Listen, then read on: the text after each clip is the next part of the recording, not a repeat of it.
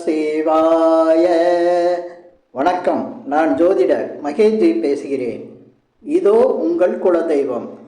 வெளிநாட்டில் இருப்பவர்களுக்கு கவலையை போக்கும் அரிதான பதிவு இது. இந்த பதிவில் நான் சொல்லியிருக்கிறது வெளிநாட்டில் இருக்கிறவங்களுக்கு மட்டும் இல்லை, எங்கே உலகத்தில் இருந்தாலும் இந்தியாவில் இருந்தாலும் எல்லாருக்குமே இந்த குலதெய்வம் பற்றின சில சந்தேகங்களுக்கு, அதே போல் குலதெய்வத்தினால் பாதிக்கப்பட்டிருக்கிறது தெரியாமையே நிறைய பேர் பிரச்சனைகளை சந்திச்சுட்டு இருக்காங்க. அவங்களுக்கும் இந்த பதிவு ரொம்ப உதவியாக இருக்கும். இந்த பதிவை தெளிவாக கேட்டிங்கன்னா நிச்சயமாக உங்கள் பிரச்சனைகளுக்கெல்லாம் ஒரு நல்ல பதில் கிடைக்கும். அதே சமயத்தில் உங்கள் வாழ்க்கையில் நல்ல பலன்கள் உண்டாகிறதுக்கு இது ஒரு சிறப்பான பதிவு. இந்த பதிவில் நான் குலதெய்வம்னா என்ன, குலதெய்வத்தை எப்படி கும்பிடணும், குலதெய்வத்தை கும்பிட முடியாதவங்களுக்கு என்ன செய்யலாம் அப்படிங்கிறத பற்றி இதில் சொல்லியிருக்கேன். அதே சமயத்தில் குலதெய்வத்தினால் வரக்கூடிய பாதிப்பு என்னென்ன அப்படிங்கிறதையும் இதில் சொல்லியிருக்கேன். ஏன்னா நிறைய பேர் பாதிப்பை வேறு ஒரு விஷயமாக எடுத்துக்கிறாங்க. ஆனால் குலதெய்வம் இருக்கும்போது ஒரு ஜாதகருக்கு, ஒரு மனுஷனுக்கு குலதெய்வத்தோட அனுகிரகம் இல்லைன்னா மட்டும்தான் எந்த பாதிப்பும் வரும். குலதெய்வம் இருந்து அவங்க குலதெய்வத்தோட ஆசீர்வாதம் இருக்கும்போது அந்த மனுஷனுக்கு எந்த பாதிப்புமே இருக்காது. ஏன்னா நீங்கள் எத்தனை கோயிலில் எங்கே போய் கும்பிட்டாலும் குலதெய்வத்தோட ஆசீர்வாதம் இருந்ததுன்னா உங்களுக்கு நல்ல விஷயங்கள் நடக்கும். இல்லைன்னா நீங்கள் எந்த கோயிலில் கும்பிட்டாலும் குலதெய்வம் ஆசீர்வாதம் இல்லைன்னா நிறைய பிரச்சனைகளை சந்திக்கக்கூடிய வாழ்க்கை நிலை தான் இருக்கும். இந்த குலதெய்வங்கிறது அவ்வளவு முக்கியத்துவம் வாய்ந்தது. அதை பற்றி நான் இந்த பதிவில் சில விஷயங்கள் சொல்கிறேன். குலதெய்வம் அப்படிங்கிறது நம்மளுக்கு என்ன அப்படிங்கிறது விஷயம் தெளிவாக தெரியணும். நிறைய பேர் குலதெய்வம்னா கோயில்களுக்கு எனக்கு முருகர் குலதெய்வம், அதே போல் வெங்கடாச்சலபதி குலதெய்வம், சிவன் குலதெய்வம், இப்படி நிறைய பேர் சொல்கிறாங்க. அதெல்லாம் குலதெய்வமாக வராது. அது இஷ்ட தெய்வத்தில் வரும். இஷ்ட தெய்வம் வேற, குலதெய்வங்கிறது வேற. குலதெய்வங்கிறது உங்கள் முன்னோர்கள்னால் உங்கள் தாத்தா பாட்டி, அதுக்கு முன்னால் அவங்க தாத்தா பாட்டி, இப்படி வம்சம் கும்பிட்டுக்கிட்டு இருக்க ஒரு தெய்வம் இருக்கும். அந்த தெய்வத்தை கண்டினியூ தெரியாமல் விட்டு போனவங்க தான் இந்த மாதிரி இஷ்ட தெய்வத்தை போய் குலதெய்வம்னு சொல்லிகிட்டு இருப்பாங்க. ஆனால் எந்த ஒரு மனிதருக்கும், அதாவது ஆதிவாசியாக இருந்தபோது மனிதன் கண்டுபிடித்தது தான் இந்த குலதெய்வம். ஏன் ஆதிவாசியாக இருக்கிற மனிதன் குலதெய்வத்தை கண்டுபிடிச்சாங்க அப்படின்னா, ஆதிவாசியாக இருக்கிற மனிதன் ஒவ்வொரு இடத்துலையும் கண்ட இடங்கள்ல அவங்க சுற்றி வந்தாங்க. ஆனால் அது அவங்களுக்கு ஒரு ரொம்ப கஷ்டமாக இருந்தது.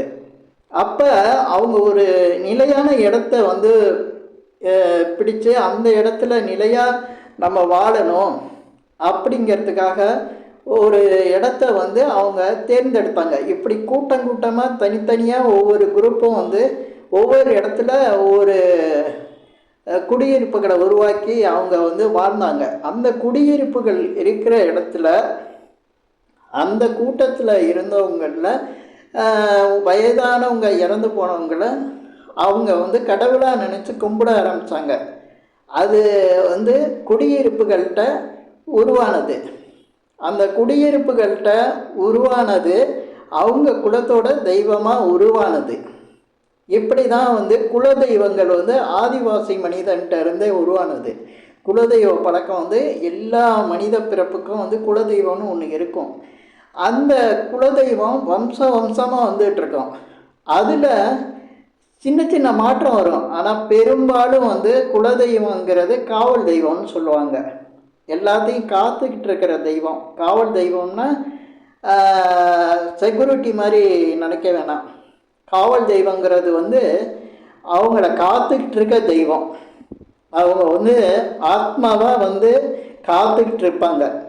அதனால தான் குலதெய்வத்தை சொல்லக்கூடிய இடம் ஜாதகத்தில் 5ஆம் இடமாக வச்சாங்க. 5ஆம் இடத்து அதிபதி சூரியன். அந்த சூரியனுக்கு என்ன பேர்னா ஆத்மாகாரகன்னு பேர். அப்போ ஒரு ஜாதகத்தில் வந்து சூரியனை வச்சு தான் இந்த குலதெய்வத்தை சொல்லுவாங்க. 5ஆம் இடம் தான் குலதெய்வம்னு சொன்னது காரணம் அதுதான்.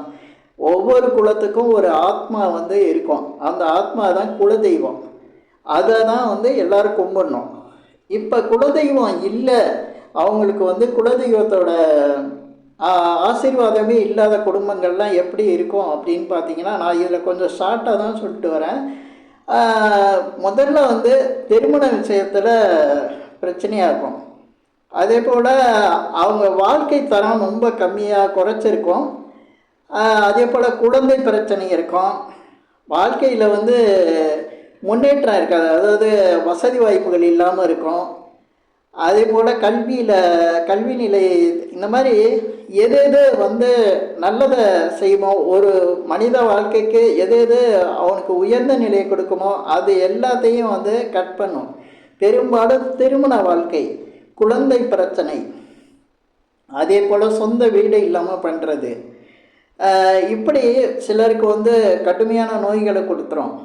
இப்படி பல விஷயங்களை வந்து பாதிப்பை கொடுக்கறது வந்து குலதெய்வம். ஏன்னா அந்த குலதெய்வத்தை வந்து அவங்க கும்பிடாமல் இருக்கும்போது அவங்களுடைய வீட்டில் இந்த மாதிரி பிரச்சனைகள் வரும். இது நம்ம ஜாதகத்தில் எப்படி தெரிஞ்சுக்கலாம்னா சுக்கிரரை வச்சு தெரிஞ்சுக்கலாம். இது நான் ரொம்ப ஷார்ட்டாக சொல்கிறேன், இது ரொம்ப பெரிய விஷயம். அதை ரொம்ப ஷார்ட்டாக ஈஸியாக புரிஞ்சுக்கிற மாதிரி நான் சொல்லிட்டு வரேன். இந்த குலதெய்வங்கிறது ஜாதகத்தில் தெரிஞ்சுக்கணுன்னா சுக்கிரன் லக்னாதிபதியோடு இருக்கும். சுக்கிரன் லக்னத்திலேயே இருக்கும். சில பேருக்கு சுக்கிரர் தான் குலதெய்வத்தை சொல்லக்கூடியவர். இப்படி இருந்தால் அவங்களுக்கெல்லாம் குலதெய்வ பாதிப்பு இருக்கும்.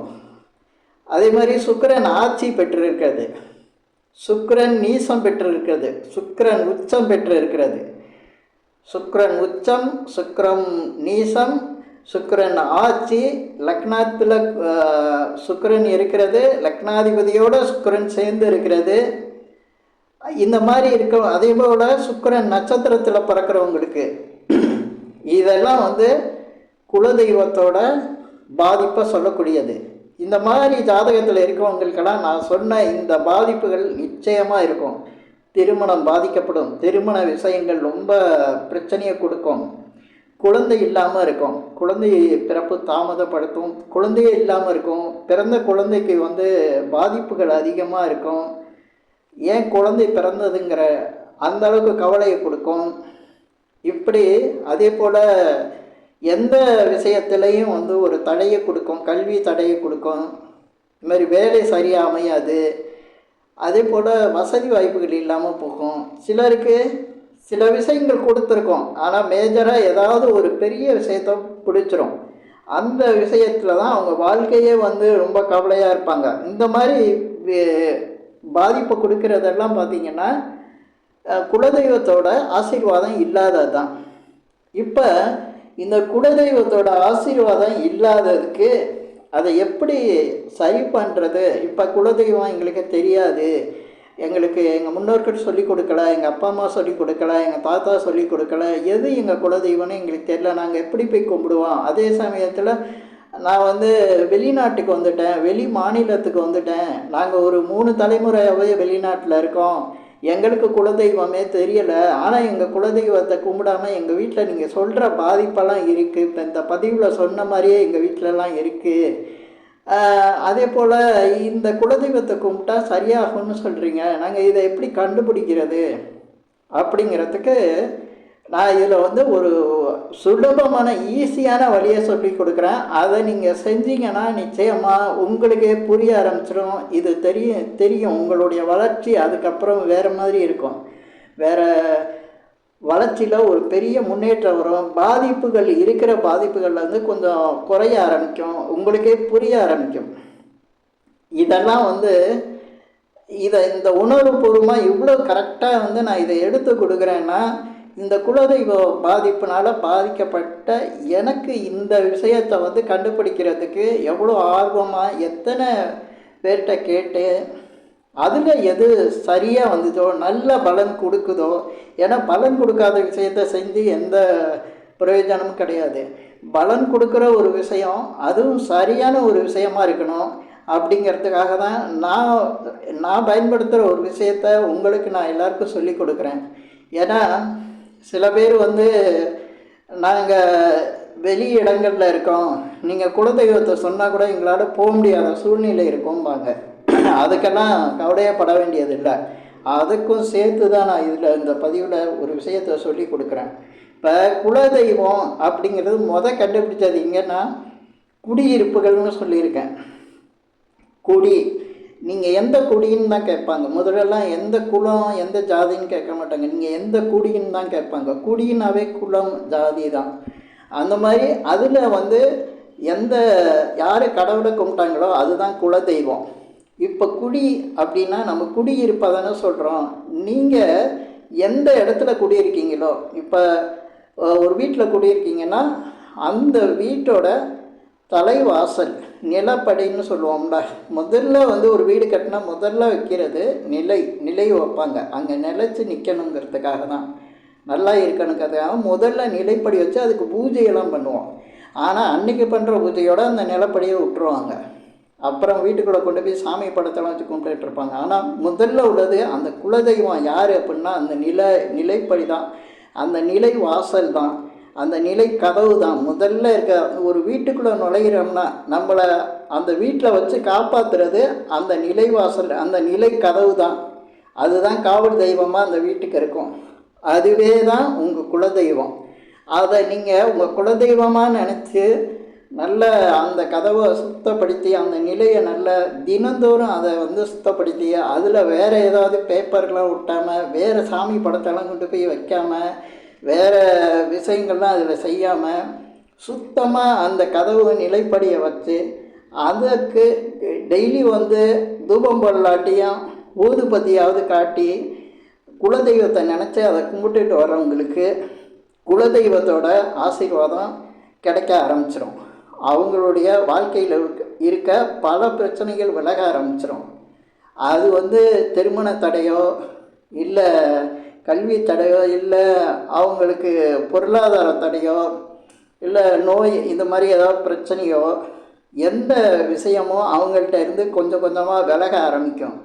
அது அவங்களுக்கு புரிய ஆரம்பிச்சிடும். இதை வந்து தொடர்ந்து செய்யணும் தினந்தோறும். அந்த நீங்கள் நினைக்கலாம் நாங்கள் வாடகை வீட்டில் இருக்கோம் அப்படின்லாம் நினைக்கலாம். வாடகை வீட்டில் இருந்தாலும் அந்த வீட்டில் உங்களை குடி வச்சுருக்கிறதே உங்கள் குலதெய்வம் தான். உங்கள் குலதெய்வம் இல்லைன்னா நீங்கள் வீட்டில் குடியிருக்க முடியாது, பிளாட்பாரத்தில் தான் இருக்கணும். உங்களுக்கு அந்த நிலைவாசல்ங்கிற வாசல் கிடச்சிருக்காது. அந்த தெய்வத்தை நீங்கள் முறைப்படின்னா சாதாரணமாக டெய்லி வந்து தொடச்சிட்டு அதை சுத்தமாக வச்சு அதுக்கு நீங்கள் ஒரு ஊதுபத்தி காட்டினீங்கன்னா அதில் சில பேர் செய்வாங்க, எங்கெங்கேயோ கொண்டு வந்த மாலையெல்லாம் கோயிலில் போட்டதெல்லாம் கொண்டு வந்து வாசலில் கட்டி விடுவாங்க. அதெல்லாம் செய்யவே கூடாது. இங்கே நீங்கள் போடணுன்னா புதுசாக பூ வாங்கி போடணும், புதுசாக தோரணம் கட்டணும். எங்கேயோ உள்ளதை கொண்டாந்து எங்கள் வாசலில் கட்டுறேன்ட்டு அந்த மாதிரி கட்டக்கூடாது. வேறு இடத்துல போட்டதை கொண்டாந்து வாசக்கதை விட நிலவாசலில் கட்டவே கூடாது. அப்புறம் இந்த எங்கேயோ கொடுக்குற யந்திரங்கள் அதே போல் ஏதோ ஒரு பூஜை பொருளெல்லாம் ஏதோ வந்து வாசல் நிலை கதவுல கட்டுவாங்க. அந்த மாதிரிலாம் கட்டவே கூடாது. நிலைவாசல்ங்கிறது சுத்தமாக இருக்கணும், நல்லா தெளிவாக இருக்கணும். முடிஞ்சால் புதுசாக நல்லா பெயிண்ட் அடித்து நல்லா அழகாக வச்சுருக்கணும். அந்த நிலைவாசல் தான் உங்கள் குலதெய்வம், உங்களை காப்பாற்றுற குலதெய்வம். இதை நீங்கள் செஞ்சாலே இதுக்கு செய்கிறதுக்கு நீங்கள் எந்த நாட்டில் வேணாலும் இருக்கலாம், வாடகை வீட்டில் இருக்கலாம், வாடகை ஒரு சின்ன ரூமில் இருக்கலாம், எங்கே இருந்தாலும் நீங்கள் உள்ளே நுழையக்கூடிய அந்த வாசல் தான். ஒரு மழை வெயிலுக்கு நீங்கள் உள்ளே போய் தங்குறீங்கன்னா அந்த வாசல் உங்களுடைய குலதெய்வம். அப்படி தான் நீங்கள் எடுத்துக்கணும். அதை எடுத்து அதை நீங்கள் கும்பிட ஆரம்பிச்சிட்டிங்கன்னா உங்களுடைய குலதெய்வத்தோட ஆசீர்வாதம் கிடைக்க ஆரம்பிச்சிடும். இப்போ இந்த பதிவில் சில விஷயங்கள் நான் ஷார்ட்டாக சொல்லியே இந்த வீடியோவில் முழுசாக புரிகிற மாதிரி சொல்லியிருக்கேன். இந்த பதிவில் நான் சொன்ன விஷயங்கள் உங்களுக்கு பிடிச்சிருந்தா ஷேர் பண்ணுங்கள், லைக் பண்ணுங்கள். அதே போல் இந்த சேனலுக்கு சப்ஸ்கிரைப் பண்ணுங்கள். என்கிட்ட ஜாதகம் பார்க்கணுன்னா மட்டும் கீழே இருக்க என் நம்பருக்கு கால் பண்ணுங்கள். நன்றி, வணக்கம்.